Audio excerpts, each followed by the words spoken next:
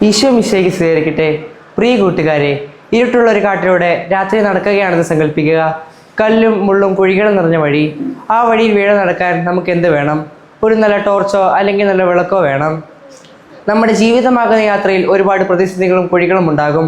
അവിടെ വഴിതെറ്റാൻ നടക്കാൻ ദൈവം നൽകുന്ന വിളക്കിനെ കുറിച്ചാണ് നമ്മൾ ഇന്ന് ചിന്തിക്കുന്നത്. അങ്ങയുടെ വചനം എൻ്റെ പാതയ്ക്ക് വിളക്കും പാദങ്ങൾക്ക് പ്രകാശവുമാണ്. ഈ മനോഹരമായ വചനഭാഗം നമുക്ക് നൽകുന്ന സന്ദേശം ഇതാണ്: ബൈബിൾ വായിക്കുമ്പോൾ ഏതാണ് ശരിയായ വഴിയെന്ന് ദൈവം നമുക്ക് പറഞ്ഞു തരുന്നു.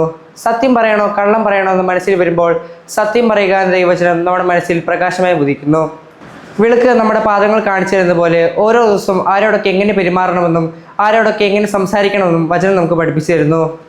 വെളിച്ചമുള്ളപ്പോൾ നമുക്ക് പേടി തോന്നാറില്ലല്ലോ, അതുപോലെ വചനം ഹൃദയത്തിലുള്ള ഒരു കുട്ടിക്ക് ഒരിക്കലും ഭയപ്പെടേണ്ടതില്ല. കാരണം ദൈവം കൂടെയാണെന്നുള്ള ഒരു ഉറപ്പ് വചനം നമുക്ക് നൽകുന്നു. നമ്മുടെ ഇന്നത്തെ പരിഹാര പ്രവൃത്തി ഇതാണ്: ഇന്ന് വീട്ടിൽ ചെന്ന് ബൈബിൾ തുറന്ന് നമുക്ക് ഇഷ്ടമുള്ളൊരു ഭാഗം കണ്ടെത്തുക. അത് ഭംഗിയായ ഒരു പേപ്പറിൽ എഴുതി നമ്മൾ പഠിക്കുന്ന മുറിയിലോ അല്ലെങ്കിൽ നമ്മൾ എപ്പോഴും കാണുന്ന സ്ഥലത്ത് ഒട്ടിച്ചു വെക്കുക.